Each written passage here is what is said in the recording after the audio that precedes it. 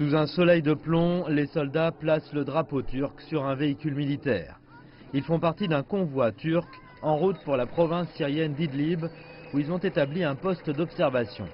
Mais la Syrie n'est pas d'accord. Son ministère des Affaires étrangères a publié un communiqué qualifiant l'incursion d'agression flagrante et de violation de l'accord forgé à Astana, au Kazakhstan. Il demande le retrait de ses forces.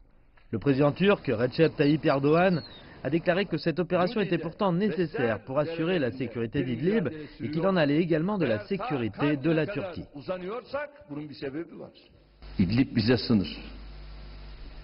La Turquie a une frontière avec la province d'Idlib.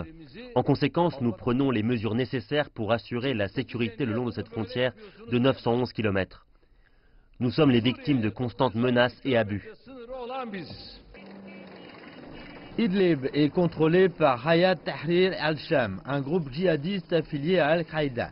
La Turquie réussira-t-elle à les déloger? Rien n'est encore fait. Les observateurs militaires disent qu'ils voient le potentiel pour de nouvelles complications. And if Turkey needs air support, it's going to have to ask Russia. Si la Turquie a besoin d'aide, elle ne pourra pas demander à la Russie. Et c'est problématique à un niveau opérationnel, parce qu'on parle de deux armées différentes, qui n'ont jamais coopéré dans une opération comme celle-ci avant. Alors c'est vraiment délicat, et c'est une opération risquée. Il va y avoir beaucoup d'inquiétudes. Une des difficultés avec les groupes comme Hayat Tahrir al-Sham, appelés HTS pour faire court, est leur méthode de combat.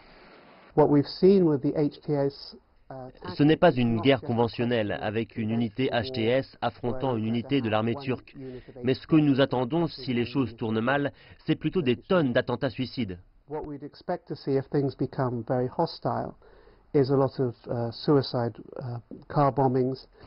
La Turquie concentre ses opérations pour se conformer aux engagements pris avec la Russie et l'Iran. Le président Erdogan souhaite aussi empêcher les forces kurdes YPG de former ce qu'il appelle un couloir de la terreur vers la Méditerranée.